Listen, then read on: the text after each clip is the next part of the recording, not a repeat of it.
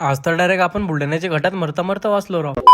नमस्कार मित्रांनो, मी सचिन चव्हाण. आज काढली आपली स्प्लेंडर आणि सुमित आणि सचिन भाऊला सोबत घेऊन मी आलो डायरेक्ट खामखेड मध्ये. तिथं सचिन भाऊला सोडून दिलं आणि मग तिथून मी आणि सुमित 250च्या स्पीडनं आपल्या बुलढाण्यातील जिल्हा रुग्णालयात आलो. कारण की तिथं आपला जिगरी मित्र पवन त्याच्या म्हणजेच आपल्या वहिनी आणि बहिणीला घेऊन दवाखान्यात आला होता. कारण की वहिनीचं सिटी स्कॅन करायचं होतं. मग त्यांना लाईन मध्ये लावून पहिले चिठ्ठी फाडायला लावली. मग तिथून आम्ही सिटी स्कॅन करण्याच्या ठिकाणी आलो तर बघितलं की आज तर ते बंद होतं राव. मग तिथून आम्ही जोशी नेत्रालय हॉस्पिटल मध्ये आलो. तिथं आपली बहीण पायलचा नंबर लावून दिलं आणि तिथून आम्ही चौपाटीवर नाश्ता करण्यासाठी आलो. तिथं आल्यावर मस्तपैकी नाश्ता केला आणि मग नाश्ता करून झाल्यावर आम्ही डायरेक्ट बंटी दादा सपकाळच्या बंगल्यावर आलो. कारण की तिथं आपल्याला फोटोशूट करायचं होतं. मग खचाखच 2-3 किलो फोटो काढून घेतले आणि तिथून डबल डायरेक्ट आम्ही जोशी नेत्रालय मध्ये आलो. तिथं आल्यावर आपल्या पवन भाऊच्या दाजीला भेट दिली आणि पवन भाऊला आणि दाजीला भेट देऊन आम्ही बुलढाण्याच्या घाटातून घरी चाललोच होतो. तर अरे सुमित तर डायरेक्ट सुट्ट्या हाताने गाडी चालवत होता. म्हणलं एवढ्या लवकर मारतू का रे, अजून तर मला लग्न बाकी आहे म्हणलं. मग तिथून आम्ही घरी आलो तर सुमित म्हणे की चला तुम्हाला माझ्याकडून नाश्ता खाऊ घालतो म्हणे. म्हणलं चाल भाऊ, तुला तर माहितीच आहे आपण फुगाचं कुठे सोडत नाही. मग तिथून आम्ही प्रणवच्या हॉटेलवर आलो. तिथं आल्यावर सुमितने नाश्ता तर कमी केला पण श्वासची पूर्ण बाटलीच खतम करून टाकली राव. मग तिथं मस्तपैकी नाश्ता केला आणि चला मग मित्रांनो, आजसाठी एवढंच. आतापर्यंत फॉलो नसेल केलं तर फटाफट फॉलो करून घ्या.